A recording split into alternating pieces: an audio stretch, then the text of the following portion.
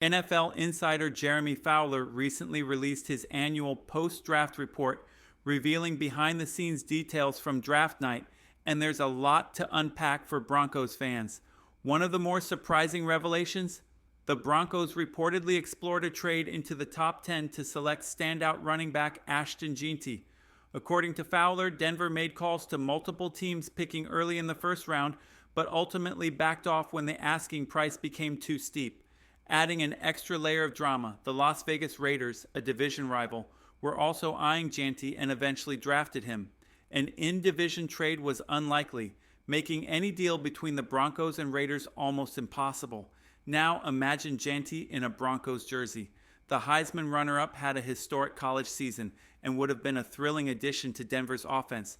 But even though that move didn't happen, the Broncos still made strategic picks. At pick 20, Denver selected Baron, filling a key need. In the second round, they picked up RJ Harvey, a running back with serious upside. While he may not have the same name recognition as Jeanty or Omarion Hampton, Harvey brings a unique skill set to the team. Reminiscent of Maurice Jones-Drew, Harvey combines compact strength with quick, elusive footwork.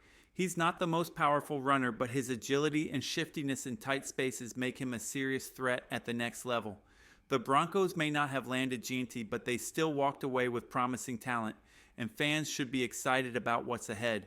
There's been some debate about RJ Harvey's playing style, especially when compared to power runners like Ashton Jeanty or Omarion Hampton. But there's a difference between aggression and violence in a running back's approach. Harvey runs aggressively. He fights for extra yards, lowers his shoulder, and doesn't shy away from contact. He may not bulldoze defenders as his first move, but he makes defenders pay.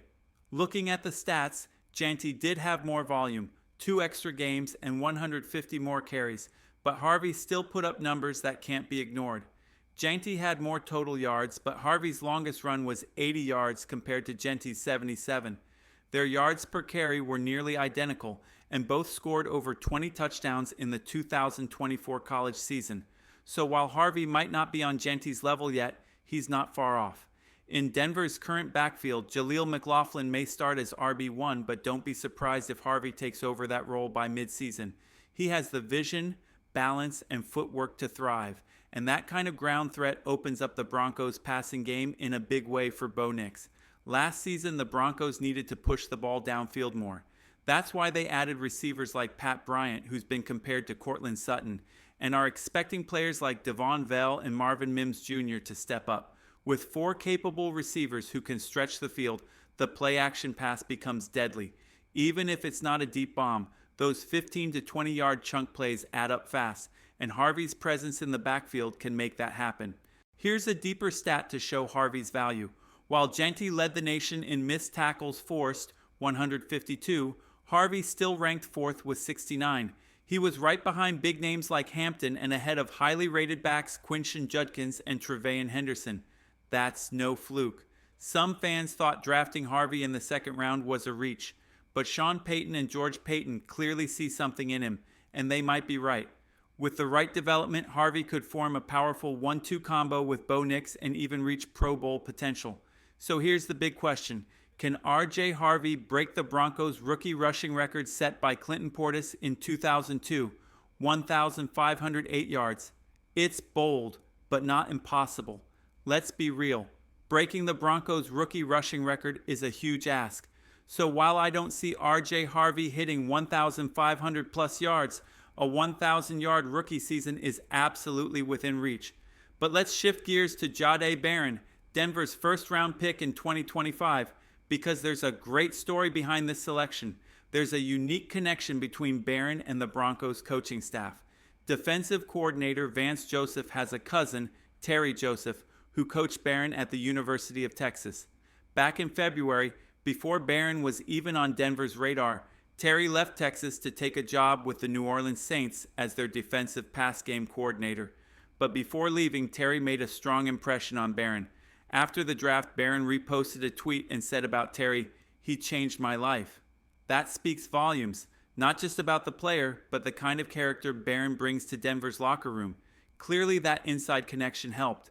When the Broncos were on the clock at pick 20, they already had a glowing review of Baron, not just as a defensive back, but as a leader. According to Jeremy Fowler, Baron had late buzz as a potential top 15 pick, and Denver felt like it was an easy call. The numbers back it up too. Pro Football Focus ranked Baron as the #1 coverage cornerback in all of college football in 2024, among players with at least 400 coverage snaps. His coverage grade, 91.1, better than Will Johnson, Maxwell Hairston, and every other corner in the nation. When you combine that with Pat Surtain too, who's already among the league's elite, and young talent like Riley Moss, the Broncos secondary is shaping up to be a top 5 unit in the NFL. Baron isn't just a smart pick, he's the kind of player who could make a major impact from day one. When it comes to Jade Baron, you're getting more than just a smart first-round pick. You're getting a player with incredible versatility. He can line up almost anywhere in the secondary. While Jaquan McMillian showed real promise late in 2024, keeping Baron off the field would be a mistake. He's built to own that nickel corner role from day one, and with the way Denver's defense is shaping up, this unit could be scary. The Broncos led the league in sacks last year with 67, and now they're adding one of the most polished defensive backs in college football. Pair Baron with playmakers like Pat Surtain II, Riley Moss, and Justin Simmons, and you've got the makings of a true no-fly zone 2.0. Looking ahead to 2025, it's fair to ask, how far can this team go? Originally, it felt like a 10-win team, but with the upgrades on both sides of the ball and momentum from last season, the ceiling might be even higher. Right now, 11-6 feels like a realistic prediction, and yes, that could be good enough to win the AFC West. Don't count on the Chiefs running the table again. They found ways to win ugly in 2024, but teams may have finally figured out how to slow them down. This could be the year Denver takes the crown. So what do you think? How many wins will the Broncos get in 2025? Drop your prediction in the comments.